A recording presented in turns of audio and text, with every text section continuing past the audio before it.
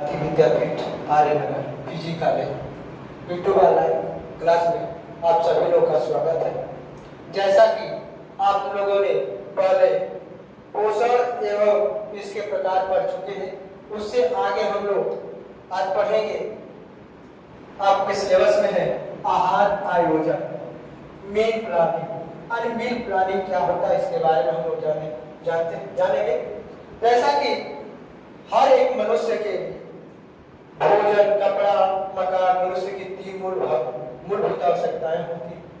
मनुष्य जो है इन आवश्यकताओं की पूर्ति के लिए दिन रात परिश्रम करता है, लेकिन उसमें जो भोजन है, आहार है, उसके लिए, वस्त्र के लिए भले ही भोजन वस्त्र न मिले, मनुष्य जीवित रह सकता है, मकान न रहे फिर भी रह सकता है, लेकिन भोजन न मिले तो कुछ दिनों के बाद या कुछ समय के बाद उसकी मृत्यु भी हो सकती है।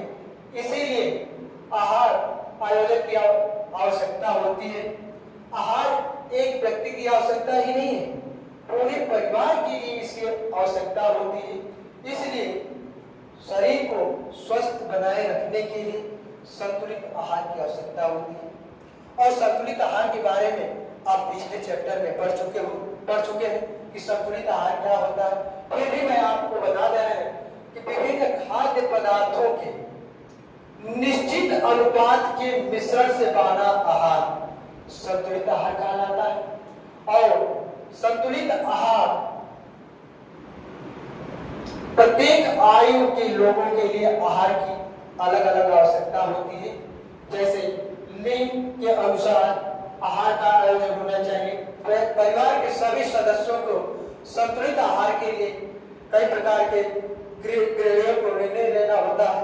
कैसे पकाया जाता है, कैसे कितनी मात्रा में क्या डालना है, कौन से पदार्थ कितनी मात्रा में डालना है, इसको एक निर्णय के ऊपर निर्णय करता है। इसके लिए हम लोग समझेंगे आहार आयोजन का अर्थ तथा परिभाषा। आहार आयोजन होता क्या है? तो भोजन के साथ भोज्य समूह के भोज्य पदार्थों की मात्रा में आहार इस तरह से सम्मिलित करना जिससे कि परिवार के सभी सदस्यों को संतुलित मात्रा में पौष्टिक तत्वों के मिल सके और स्वस्थ और निरोग रहकर अपने कार्यों का, अपने जीवन का उत्तरदायित्वों का निर्वहन पूर्ण रूप से कर सके। भोजन समझिए कि ऐसा है कि भोजन में एक विशिष्ट चीज जो आप खाते हैं, जैसे रात का भोजन, दिन का भोजन, दोपहर का भोजन का वर्णन होता है। जबकि आहार सब कुछ आप नियमित खाते हैं, भोजन घटाने, भोजन का योजना का वर्णन करते हैं, आहार भी में उपयोग किया जाता है। आगे चलते हैं आहार आयोजन के सिद्धांत। आहार आयोजन के सिद्धांत में यह बताया जाता है कि परिवार के प्रत्येक सदस्य की भोजन संबंधी आवश्यकताएं एक बार नहीं होती है, बल्कि पौष्टिक तत्वों की जरूरतें अलग अलग होती है। बच्चे बड़ों को कम करते हैं तो बड़ों के हिसाब से बच्चों को कम, जो अधिक मेहनत करते हैं उनके लिए अधिक। इसीलिए उसके लिए कुछ सिद्धांत बनाए गए हैं। जो पहला सिद्धांत है परिवार की अनुकूल भोजन। आने कहने का मतलब कि हर परिवार एक समान नहीं होता है, इसमें विभिन्न तरह के परिवार होते हैं। संपन्न परिवार है, मध्यम वर्गीय परिवार है, निम्न कैटेगरी के भी परिवार आते हैं। जो सभी परिवारों में किन्हीं 2 परिवारों की पौष्टिक आवश्यकताएं समान नहीं होता है। क्यों? क्योंकि व्यक्ति अपने स्तर के अनुसार ही भोजन, कपड़ा आदि चीजों की व्यवस्था कर पाता है। इसीलिए उनकी भी संख्याएं भिन्न होती है। यदि मुख्य आहार को, यह भी कहा गया है कि अगर परिवार के हिसाब से अगर मुख्य आहार को 2 बार लिए जाते हैं तो उन आहारों में अधिक से अधिक पौष्टिक तत्वों की आवश्यकता होती है। और प्रत्येक मात्रा में कुछ, अगर उन्हीं 2 आहारों में अधिकतर आवश्यकताओं की पूर्ति होनी चाहिए। 3 बार लिए जाने वाले प्रत्येक भोजन की मात्रा भले ही आप कुछ कम कर सकते हैं, लेकिन उसकी मात्रा में ज्यादा कमी नहीं होनी चाहिए। जैसे बताया गया है कि दाल का पानी निकालकर सूप के लिए प्रयोग करना। अब आगे चलते हैं। दूसरा सिद्धांत है मनोविकृति तथा पोषण। मनुष्य को उत्तम पोषण प्राप्त न हो तो वह मानसिक रूप से बीमार हो सकता है, कमजोर हो सकता है। और इसी को ध्यान में रखते हुए मनुष्य को अपनी आवश्यकता के अनुसार भोजन को ग्रहण करना चाहिए। जैसे दिया है कि एक मोटा व्यक्ति और दुबला व्यक्ति में सामाजिक में हीन भावना जैसे तिरस्कार की भावना ग्रस्त रहता है, जिससे अकेलेपन हावी हो जाता है, जिसके कारण ऐसे लोगों में असहयोग की भावना उत्पन्न हो जाती है, चिड़चिड़ापन उत्पन्न हो जाता है। इस चीज को ध्यान में रखने के लिए व्यक्ति को आत्मविश्वासी स्वस्थ या मजबूत होने के लिए, मानसिक रूप से स्वस्थ होने के लिए आपको संतुलित मात्रा में आहार ग्रहण करना चाहिए। आगे इनके लिए पौष्टिक आवश्यकताएं, उचित पोषण से ही व्यक्ति स्वस्थ रह सकता है। और उचित पोषण के लिए जो आपके आहार में है विभिन्न जो पौष्टिक पदार्थ है, जैसे प्रोटीन, वसा, खनिज, लवण, इनकी अति आवश्यकता पड़ती है। इसलिए आहार में जिसमें प्रोटीन पाया जाता है उस पदार्थ को, जैसे दूध को, अंडा में सोयाबीन आदि तत्वों का, आदि पदार्थों का प्रयोग करना चाहिए, ताकि उनकी जो पौष्टिक आवश्यकताएं हैं संतुलित रूप से मिल सके, जिससे व्यक्ति की मानसिक शारीरिक क्षमताओं का अधिक से अधिक विकास हो सके।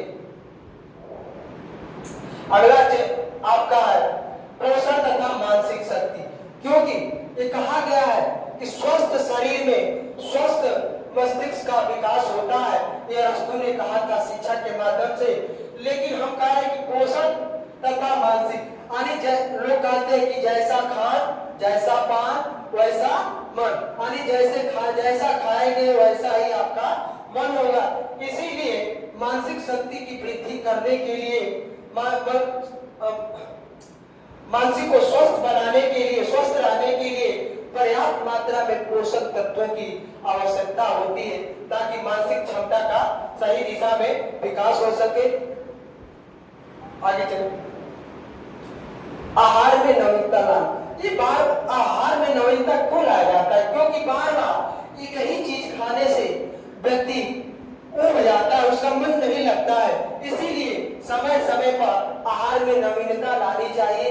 समय समय पर अपने भोजन को, आहार को चेंजिंग करते रहना चाहिए, लेकिन संतुलित पौष्टिक तत्वों को ध्यान में रखकर ही नवीनता लानी चाहिए। यानी कि ऐसा न नवीनता ला दे कि आपके स्वास्थ्य के प्रति, आपके शरीर के प्रति उसका बुरा प्रभाव पड़े। नवीनता लाए, लेकिन संतुलित चीजों को देखकर, पौष्टिक तत्वों को देखकर लाए।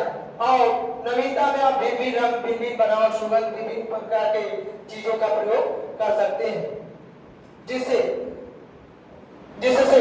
भोजन ग्रहण करने वाला व्यक्ति जो है आसानी से ग्रहण कर सके और संतुलित मात्रा में कर सके। अगर ऐसा नहीं करते तो इसके प्रति मन जो है, व्यक्ति का मनोबल जो होता है डाउन होता है। तो जो होना चाहिए, जो जिस प्रकार से भोजन ग्रहण करना चाहिए, जितना ग्रहण करना चाहिए उतना ग्रहण नहीं कर पाता है। इसी कारण हमेशा भोजन बनाते समय नवीनता का भी ध्यान दिया जाता है। आगे चले, नवीन नीचे आओ। अब दिया है कि नवीनता, भोजन में नवीनता विभिन्न रंग, बनावट, सुगंध, विभिन्न प्रकार के पाक विधियों के प्रयोग से लाई जाए। आम भोजन में नवीनता क्यों लाते हैं?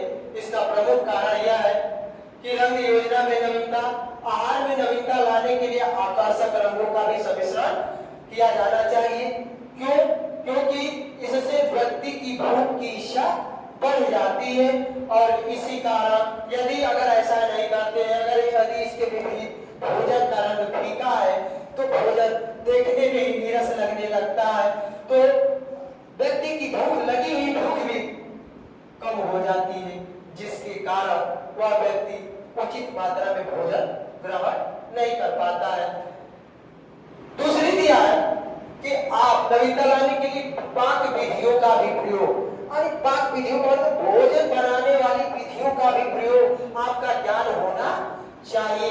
ये नहीं कि आप जैसे ही चाहे वैसे बना के रख दे और सबको भोजन दे दे। ऐसे करने से व्यक्ति भोजन में स्वाद में सुगंध में कमी आ जाएगी, जिससे व्यक्ति खाना भी चाहेगा तो नहीं खा सकता है। अब दिया है कि भारत में अनेक प्रकार की विधियों का प्रचलन है। इन विधियों का प्रयोग करके खाद्य पदार्थों के बनावट, स्वाद, सुगंध में परिवर्तन लाया जा सकता है। जैसे आप तलना, उबालना, भूनना, सेकना आदि विधियों द्वारा आप भोजन के पाक विधियों का प्रयोग करके भोजन में नवीनता ला सकते हैं। अब आगे दिया है कि विभिन्न खाद्य पदार्थों से भोज्य पदार्थों का चयन करना। हमारे समाज में या हमारे देश में विभिन्न प्रकार के खाद्य सामग्रियां प्राप्त हैं, लेकिन हमें उन्हीं खाद्य पदार्थों को चयन करना है, हमारे भोजन में चयन करना है, आहार में चयन करना है, जो हमारे शरीर को स्वस्थ और मजबूत बना सके। जैसे आप दिया है कि जिन्हें जैसे सलाद है, फल है, कुछ भोज्य पदार्थ कुरकुरे होने चाहिए, जैसे पापड़, चिप्स आदि।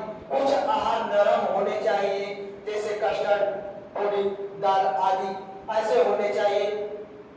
अब आगे दिया है कि स्वाद और सुगंध में भी नवीनता होनी चाहिए, क्योंकि हर व्यक्ति किसी भी भोजन को एक बार खाने से उसके स्वाद से उब जाता है, इसीलिए वह चाह कर भी उचित मात्रा में भोजन नहीं ग्रहण कर पाता है। इसीलिए स्वाद में और सुगंध में नवीनता लाने के लिए विभिन्न प्रकार के स्वादिष्ट पदार्थों का अच्छे आहार का सम्मिश्रण करना चाहिए। समय समय से उनको बदलते रहना चाहिए। अगला चीज है जो बहुत महत्वपूर्ण है आप लोगों के लिए कि बजट के अनुरूप हर व्यक्ति जो है अपना जीवन व्यतीत करता है अपने बजट के अनुरूप। उसी तरह आहार का भी आयोजन अपने बजट के अनुरूप ही करना चाहिए। नहीं तो ऐसा हो सकता है कि आज खूब अच्छे से तैयार किए, खूब खा लिए, खूब कर लीजिए, कर्ज लेकर कर लीजिए और कल खाने के लिए कुछ भी ना मिले। तो इसलिए आप लोगों को अपने परिवार की बजट का भी ध्यान देना चाहिए, ताकि यह बजट का नहीं ध्यान देंगे तो आने वाले समय में कुछ चीजों, कुछ पदार्थों, कुछ वस्तुओं की कमी महसूस होगी, जो आपको आगे चलकर बहुत दिक्कत करेगी। इसीलिए आप अपने परिवार की बजट का भी ध्यान देना चाहिए। इसमें आपको बजट में दिया है, कुछ दिया है, सुझाव भी दिए हैं कि जैसे दूध, मांस से बने आहार में प्रथम प्रोटीन मिलती है, ये सभी महंगे होते हैं। अगर ऐसे महंगे हैं तो उन चीजों का प्रयोग करें कि मांस की जगह पर आप डेयरी दूध का भी प्रयोग कर सकते हैं। अगर दूध नहीं मिल रहा है तो आप प्रोटीन के लिए सोयाबीन भी खा सकते हैं। मांस या चिकन के स्थान पर दिए जा सकते हैं, जिससे हमारा खर्च बजट कम हो जाएगा, लेकिन हमारे शरीर को उचित मात्रा में प्रोटीन की मात्रा मिल सकती है। इसीलिए बजट का ध्यान देना चाहिए। दूसरा दिया है हरी सब्जियों में लौह तत्व प्राप्त होते हैं। लौह तत्व शरीर को बहुत आवश्यक तत्व है। इसको प्राप्त करने के लिए प्राय हरी सब्जियों से यह देखा गया है कि लोग मूली के जड़ को, भाग को खा लेते हैं और पत्ती को फेंक देते हैं, जबकि ऐसे नहीं करना चाहिए, बल्कि मूली की पत्तों को पकाकर खाया जाए तो उनसे उचित मात्रा में लौह तत्व प्राप्त हो सकते हैं, जिससे हमारा बजट कम हो सकता है। जैसे दूसरा दिया है नींबू, संतरा आदि में विटामिन सी के स्रोत है। इनके स्थान पर अगर ये मांगे तो आप आंवला, अमरूद आदि का भी प्रयोग कर सकते हैं।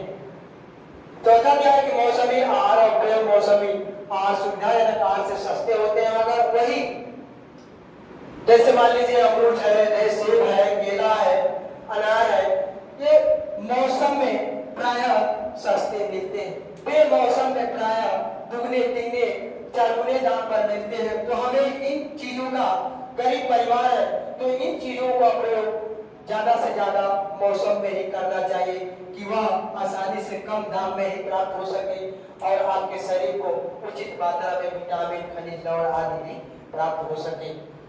अब आगे चलते हैं, समय, शक्ति व धन की बचत करना। इसका भी ध्यान देना है। आहार आयोजन करने में समय और शक्ति और धन तीनों की बचत करना चाहिए, क्योंकि प्रत्येक व्यक्ति समय, शक्ति और धन की बचत को ध्यान में रखते हुए आयोजन करना चाहिए। नहीं तो इन कार्यों को निम्न उपायों द्वारा भी पूरा किया जा सकता है। जैसे दिया कि रसोई सुव्यवस्थित हो ताकि समय में थकावट न हो और कम समय में, कम लागत में हमारी भोजन तैयार हो जाए।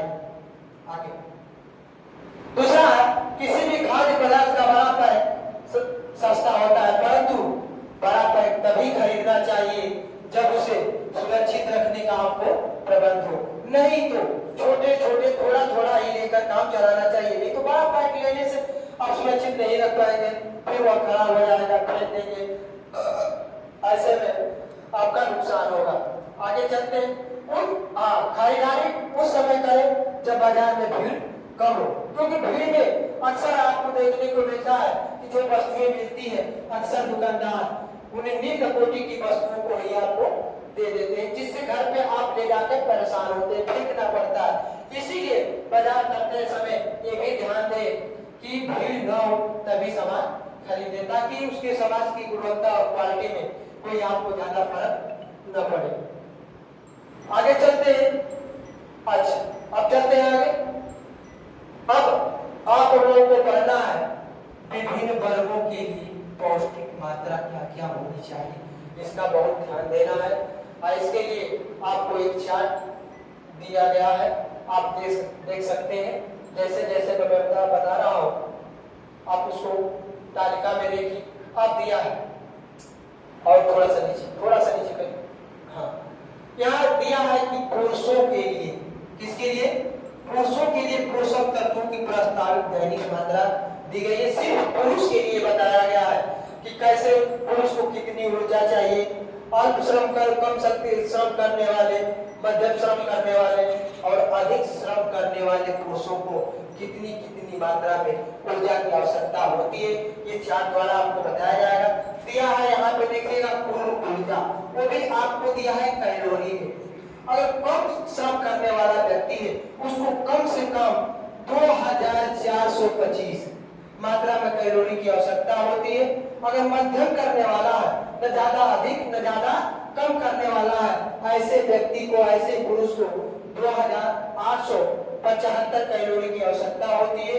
और अधिक श्रम करने वाला जो व्यक्ति है, जिसमें मजदूर है, श्रमिक है, ये लोग आते हैं जो हार्ड वर्क करते हैं, उनके लिए 3800 कैलोरी की आवश्यकता पड़ती है। इसके हिसाब से व्यक्ति को भोजन भी करना, आहार का आयोजन करना चाहिए कि हमारा शक्ति जो है, श्रम शक्ति है, किस प्रकार की है। अगर ऐसा नहीं कर पाते हैं तो ज्यादा वर्क करने वाले कम मात्रा का भोजन कर, कम कैलोरी का भोजन करता है तो धीरे धीरे शरीर कमजोर हो जाता है, उसका स्वास्थ्य खराब हो जाता है। इसीलिए इन चीजों का ध्यान दें कि हमारा श्रम किस प्रकार का है, अल्प है, मध्यम है, अधिक है। अच्छा, अल्प श्रम के अंतर्गत वे लोग आते हैं जो एक ग्रेड के होते हैं, जैसे इसमें अधिकारी है, डॉक्टर है, इंजीनियर है, जो सिर्फ ये मानसिक वर्क करते हैं। क्या करते हैं?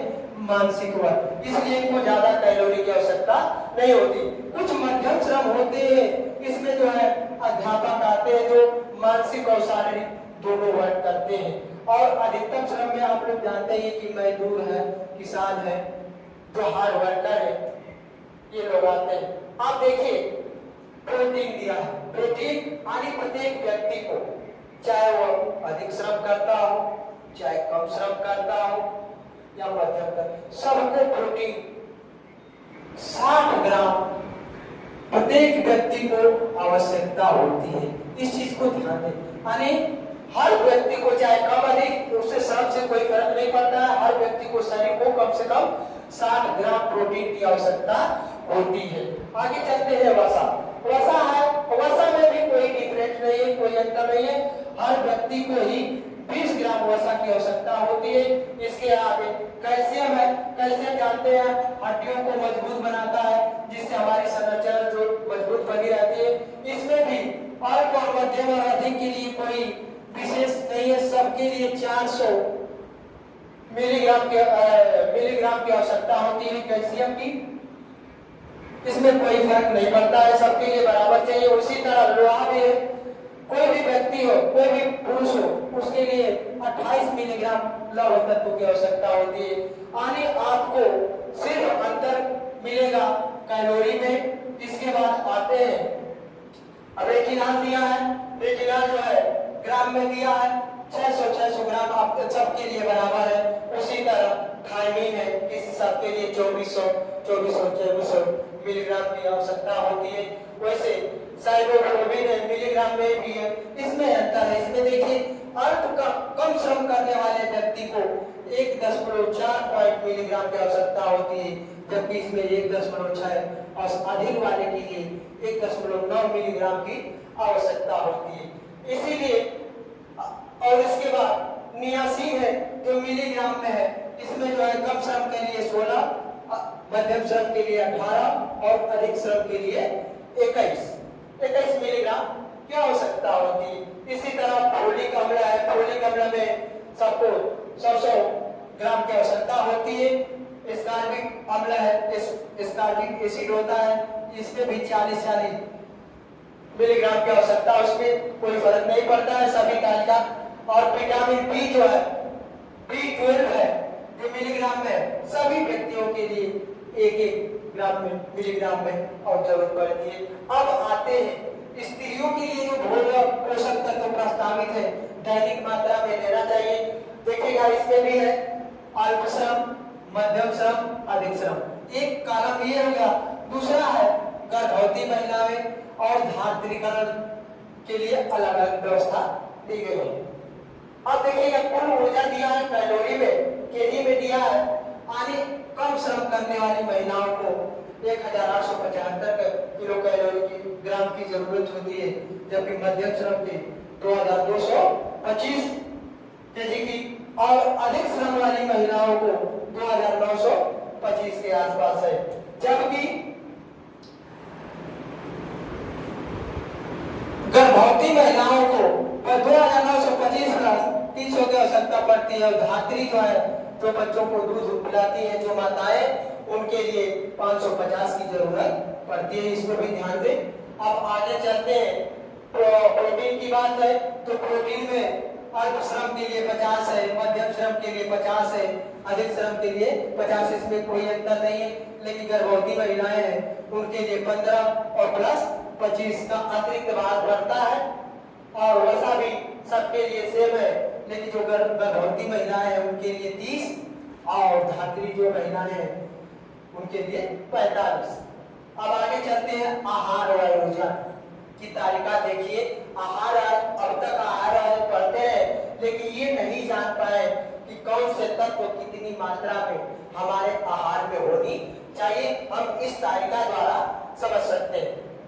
दिया है कि कैल्शियम मिलीग्राम में दिया है, ये भी ध्यान दीजिए, मिलीग्राम ग्राम। तो कैल्शियम जो है आपके आहार आयोजन में 400 यानी ये दिया है। इसकी तालिका नहीं है। अच्छा यही है। अच्छा ये स्त्रियों का शेष है। देखिए स्त्रियों में देखिए कैल्शियम में 400 धात्री की महिला के लिए 1000 और गर्भवती महिला के लिए 1000 और धात्री महिला के लिए भी 1000 मिलीग्राम की आवश्यकता पड़ती है। इसीलिए लौह तत्व आप लोग अपने चार्ट से देख सकते हैं, सबके लिए चार्ट में दिया गया है। अब आगे अब शिशु के लिए दिया है, शिशु तथा बच्चों के लिए, दोनों के लिए मात्रा दी गई है। आप देखिए शिशु जो होता है 0 से लेकर 6 माह, जिसको सहसावस्था बोलते हैं, और 6 से 12 माह के जो बालक होते हैं वो बालक होते बाल्यावस्था में पहुंच जाते हैं। और 1 से 3 वर्ष के जो बालक है, नहीं माह है ना, नहीं सॉरी, जो सहसावस्था भी गलत है, 0 से 6 12 माह के लिए शिशु, 6 से 12 माह के लिए शिशु, 1 से 3 वर्ष के शिशु और 6 से 6 वर्ष के लिए बालक वर्ग के लिए 7 से 9 बालक की अलग अलग व्यवस्था दी गई है। कुल ऊर्जा कैलोरी में जो है 0 से 6 माह के लिए जो है 108 किलो कैलोरी की आवश्यकता पड़ती है। जो बालक जो है अभी सिर्फ माँ के दूध पे ही जीवित रहता है और 6 से 12 माह का है, थोड़ा थोड़ा अन्न ग्रहण करता है, लेकिन उसके लिए 98 केजी की, जबकि वही बालक शिशु 1 से 3 वर्ष का हो जाता है तो 1240 किलो कैलोरी की आवश्यकता बढ़ती है। और जब वही बालक 6 वर्ष का हो जाता है अर्थात पूर्ण रूप से बाल्यावस्था में चला जाता है, उस समय बालक को 1690 किलो कैलोरी की आवश्यकता पड़ती है।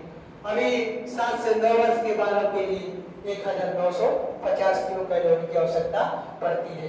इसी में प्रोटीन ग्राम में दिया है 2.05 केजी, 6 माह के लिए 1.65 केजी और 22 और 30 और 40 ये ग्राम में प्रोटीन की आवश्यकता पड़ती है। इसी तरह वसा, कैल्शियम, देखिए कैल्शियम 500 है, 500 है, 4010 है, 400 के आसपास, तो इस तालिका से आप समझ सकते हैं। ठीक, आईसीएमआर द्वारा प्रस्तावित पोषक तत्व दिए हैं, इसको भी आप लोग ध्यान से देखेंगे। जैसे दिया है तो अनाज एवं उसके उत्पाद आप देखेंगे, चावल, गेहूं, रागी, बाजरा, मक्का, ज्वार, जौ, चावल के गुच्छे, गेहूं के आटा, ये सभी जो है अनाज में आते हैं और इसका मुख्य स्रोत है। अनाज से आपको ऊर्जा मिलती है, प्रोटीन मिलते हैं और दृश्य वसा है, उसमें वसा दिखाई नहीं देता है, लेकिन वसा होता है विटामिन B1 है, vitamin B2, folic acid, iron, fibre, ये सब अनाज में आपको मिलते हैं। इसके बाद दाल और फलियों में क्या है, दाल आप जानते हैं कि बंगाल का चना, काला चना, हरा चना, लाल चना, मसूर, साबुत, लोबिया, मटर, राजमा, सोयाबीन, बीन्स, इसमें ऊर्जा, प्रोटीन, अदृश्य वसा, vitamin B1, vitamin B2, folic acid, calcium, iron और फाइबर, ये भी आपको दाल से प्राप्त होते हैं। लेकिन इसका भी ध्यान दें, दूध और मांस, दूध में आपका दूध, दही, मलाई, निकला हुआ दूध, पनीर और मांस, चिकन, जिगर, मछली, अंडा और मांस, इस सब में जो है आपको प्रोटीन, वसा, विटामिन B12, कैल्शियम, प्रोटीन, वसा, विटामिन B2 ये भरपूर मात्रा में मिलते हैं। अब फल और सब्जियों से आपको जानते हैं कि फल में आम है, अमरूद है, पपीता, टमाटर, पपीता, संतरा, मीठा, चूना, तरबूज, ये जो है कैरोटीनॉइड्स और विटामिन C और फाइबर मिलते हैं। ये आहार आयोजन में इनको भी आप लोग शामिल करना है। इसके बाद अन्य सब्जियों में जो है गाजर है, बैंगन है, शिमला मिर्च है, बीनस है, प्याज है, राजमा है, इसमें देखिए भरपूर मात्रा में carotenoids, folic acid, calcium, fibre आदि मिलते हैं। वसा और शर्करा, देखिए वसा में सबसे ज्यादा ऊर्जा की मात्रा, जैसे मक्खन है, घी है, हाइड्रोजन तेल है, मूंगफली है, सरसों है, नारियल जैसे इसमें वसा, ऊर्जा आदि पदार्थ मिलते हैं। अब आगे चलते हैं, आहार नियोजन को प्रभावित करने वाले कारक। अब हम आहार नियोजन जो है उसको प्रभावित करने वाले कौन कौन से कारक है, आगे बढ़ेंगे, आगे देखेंगे। हो गया। जैसे दिया आहार आयोजन को प्रभावित करने वाले कारक, जैसे आयु, देखो शिशु तथा बालकों, किशोर प्रौढ़ व्यक्तियों की अलग की तुलना में अधिक मात्रा में पौष्टिक तत्वों क्या अप्रौढ़ व्यक्ति है उसकी तुलना में शिशु को और बालक को अधिक मात्रा में पौष्टिक तत्वों की आवश्यकता पड़ती है। क्योंकि यह जो है बालक होता है, शिशु होता है और बालक जो होता है, इनका विकास बहुत तीव्र गति से होता है और तीव्र गति से होने के कारण इनके पौष्टिक तत्वों की प्रौढ़ों की अपेक्षा अधिक मिलनी चाहिए, नहीं तो उनका वृद्धि और विकास बहुत धीमी गति से बढ़ता है। इसीलिए इस पर भी ध्यान देना चाहिए। अगला है लिंग पर भी आहार आयोजन का प्रभाव पड़ता है। लिंग और पुरुष के यानी स्त्री और पुरुष के अलग अलग आहार आयोजन की आवश्यकता पड़ती है, क्योंकि वैसे तो सामान्य तौर से देखा जाए तो लड़के हो या लड़की 10 से 11 साल के बीच में कोई अंतर नहीं होता है, कोई सबको समान होना चाहिए। लेकिन जैसे जैसे जैसे आयु बढ़ती जाती है उनकी संरचना, कार्य, वर्ग, क्रिया के अनुसार उनका आहार आयोजन बदल जाता है और अंतर पाया जाता है। बहुत से स्त्रियां जो है कम वर्क करती है, पुरुषों की तुलना में स्त्रियों का कार्य जो शीलता है कम पाया जाता है, इसीलिए इसका भी अंतर पाया जाता है। आगे चले, जलवायु। जलवायु देखिए, सबसे प्रभाव जलवायु भी डालता है हम लोगों के आहार आयोजन में, भोजन में, क्योंकि ठंडे प्रदेशों में जो रहने वाले लोग ज्यादा से ज्यादा वर्क करते हैं, जिसके कारण अत्यधिक मात्रा में ऊर्जा की आवश्यकता पड़ती है। इसलिए इसके बाद अगला है, प्रभाव डालता है इफेक्ट स्वास्थ्य। अगर आपका स्वास्थ्य ठीक है, पाचन शक्ति अच्छा है, तो आपको उचित मात्रा में आप भोजन कर सकते हैं। लेकिन आप देखिए, स्वास्थ्य को ध्यान में रखते हुए, रोगी की क्रियाशीलता को देखते हुए आहार आयोजन करना चाहिए कि ताकि उस रोगी को कम समय में ज्यादा से ज्यादा लाभ हो सके। आगे चलते हैं, हमारी क्रियाशीलता भी अन्य अलग अलग प्रकार की क्रियाशीलता में शारीरिक शक्ति अलग अलग दर होती है। जब क्रियाशीलता 3 भागों में बांटा जा सकता है, कम क्रियाशीलता, मध्यम क्रियाशीलता और अधिक क्रियाशीलता। जैसे जैसे कम के लिए कम, अधिक मध्यम के लिए मध्यम और अधिक के लिए अधिक ऊर्जा की आवश्यकता होती है। इसलिए और अगला है विशिष्ट शारीरिक अवस्था। विशिष्ट शारीरिक अवस्था में संरचना में आपको देखेंगे कि जैसे गर्भावस्था महिला है, धात्री अवस्था में ऑपरेशन के बाद, दुर्घटना के बाद पौष्टिक तत्वों की पदार्थों की मांग बढ़ जाती है।